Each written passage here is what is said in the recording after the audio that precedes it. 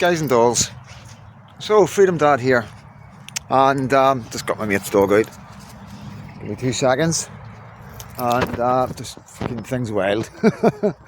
But yes, sorry, never brought alive last night, but just gobsmacked, guys. I am absolutely gobsmacked. I am in shock a wee bit. Some of the things I'm hearing, and just blown away, absolutely blown away by the way people are talking, how people are afraid, how the government are reacting, and it's a bit of a shit show, guys. To be honest with you, you know, hate to be swearing within the first 2 minutes of the video, like, but it pretty much is, like, and this is my first day, you know, and within a couple of hours of my first day, you know, I'm sitting with my jaw hitting the ground of what I'm hearing. Last night, the same, hearing people talking about stuff and what they're saying, and how everything's happening and what's happening, but there is good news as well. There is good news as well, guys, and I will bring that. I will bring everything, you know what I mean? Obviously, I've got to get everything right in my head and make sure it comes across right, because, you know, I'm trying to always keep my flow and my, you know, anti-bigotry, anti-hatred, you know, because we're going to get labelled far right and racist and all the rest of it. So we don't want to give them any ammunition, you know what I mean, by making silly mistakes, by saying something that's wrong or something that we don't intend, you know what I mean? Come on, through here. But on a whole, guys, it's good. It's good to be home. Come on, kiddo. It's good to be, you know, I know I call it home. Belfast, Northern Ireland is always my home, guys. And yeah, it's an amazing feeling. It really is. I miss Katie and I miss Robin. You know what I mean? But you know, spoke to her last night. Baby's fine, and Katie's fine, and you know, everything's good. You know what I mean? Like I say, like Katie may come over here one day with the baby. It's still an option, guys. It is still an option. How long it's going to be an option, I don't know. You know, but yeah, there is definitely light at the end of the tunnel, and there is definitely hope, and there is definitely solutions. 110%. I am not concerned in the slightest. I am just shocked. I am shocked. So I am. I'm shocked at the behaviour of some people, if I'm honest. You know what I mean? And there's definitely things afoot, guys. There's definitely things afoot, and questions need answered. You know. Because, geez, oh man, I love this country so much, you know what I mean? You really don't know how much I love this country. This is the country where my mother chose to have me, you know what I mean? And all my memories in this country and my life experiences and growing up, not just as a wee boy, but like as a teenager, and then, you know, being involved with the troubles, being in the prisons as a loyalist prisoner, and the experiences. And, you know, guys, come on, we'll go this way. You know, it's very easy for me to say this because I'm a Northern Irish lad, right? But we are very, very different. So we are. Something's just went down my back. Something's just crawled right, went in my neck, and right, I could feel it going right down my back. But fell off a tree or something.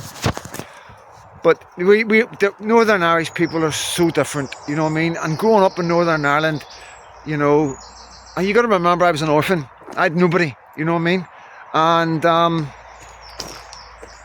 there's no many communities around the world where a wee boy could be running about the streets, you know, the way I run about the streets as a child, and not come unstuck, you know.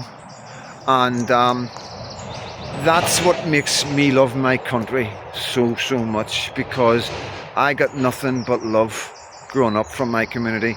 My friends' mothers and fathers looking out for me and looking after me, and everybody cared about me. You know, the flyers that went up on the 11th, round about the 11th in East Belfast, about me sleeping in the bonfires and not to set the bonfires alight. You know what I mean? Obviously it was a pain in the arse for a lot of people, like the government, social work and all that. But the community were amazing, and the memories and the stories of my childhood that I will bring one day I'll definitely, when I do write a book, if anybody wants to hear my stories of growing up in Belfast as a young boy and, being on the streets and stuff, and, what I mean? Because could you see that happening in England, guys? Could you see a young boy like me surviving, getting to this stage at 55? Because I do believe when we're like 10, 11, 12, in the teenagers, that's one of the most important times in our lives. I don't know if you agree with that, but I do believe that the ages from like 6, 7 up to 15, 16 are the most important years, they're the most influential years, for want of a better way of explaining it. And that's what created me. That's what made the man. That's what made me so kind, so honest, so generous. I know, like, it's all right me saying that. I can say all these nice things about me, but like, I know me. I know how good I am. I know how generous I am. 2 seconds, guys. Sorry, guys. A big staffy. This one's only a pup. You know what I mean? But yeah, it's I feel the way I feel about my country because of what my country gave to me. And even going through life after like hitting 16 and that, all right, yeah, the jail and all that, but like I've always said to you, some of my happiest, best experiences were in prison in Northern Ireland. Like the laughs and the carry on and the stories and the memories, like, you're not experiencing that anywhere else in the world. That's the bottom line. Digging through the walls, shutting the prison down, the camaraderie, the brotherhood, the passion, the passion of the conviction of the conflict that we were involved in, and it just brought people together, and it's not until you get older where things get political and dramatized and things get, you know what I'm saying. But when you're young and things are different, you know what I mean. And being a young man in Northern Ireland, I owe my country a lot. I owe my countrymen and our future countrymen and women a lot, and that's why I do what I do. I do it for my wee Lucky, and I do it for my godson. That's same age as my wee Lucky.